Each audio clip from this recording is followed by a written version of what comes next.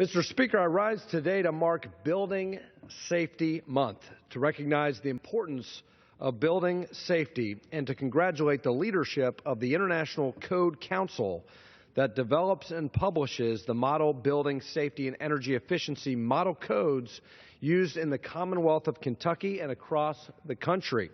Increasingly, these codes developed in the United States are being adopted in other nations as a model of safe construction. Every year, there are sobering reminders about the key role that building codes can have. Foreign nations still experience catastrophic losses of life and property due to natural events and poor construction practices, losses that have been greatly reduced in this country thanks to the adoption of sound building practices. Deadly fires, tornadoes, windstorms, floods, earthquakes, and other events remind us of the critical need for strong buildings.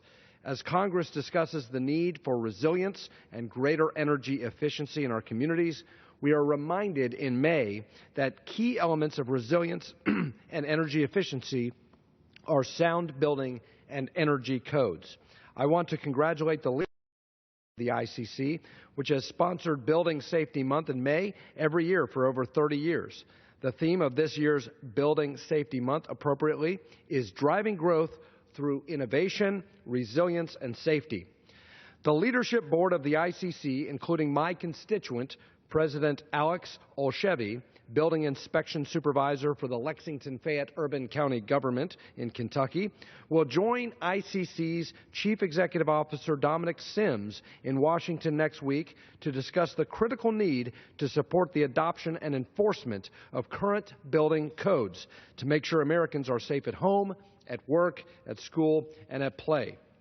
On this occasion, I also want to highlight the good work of the Code Administrators Association of Kentucky, including President Jeff Camp, and the other leaders of the Commonwealth's ICC chapter, and to thank the thousands of men and women who work every day to make sure our buildings comply with building and fire codes.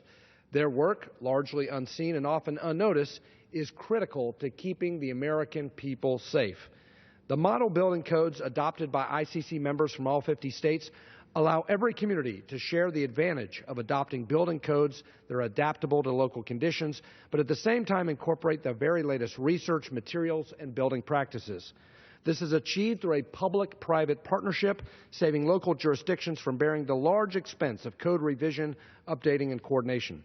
These model codes are produced through the cooperation of thousands of local U.S. code officials, working with the building industry to produce codes that represent the consensus on what the minimum safety requirements are and should be for various building types, all without a dime of federal taxpayer money. I should mention that the architect of the U.S. Capitol maintains the safety of this building and all House and Senate office buildings by following the requirements of the current International Building Code. So congratulations and heartfelt thanks to the hardworking members and leadership of the International Code Council during this Building Safety Month. Thank you, and I yield back.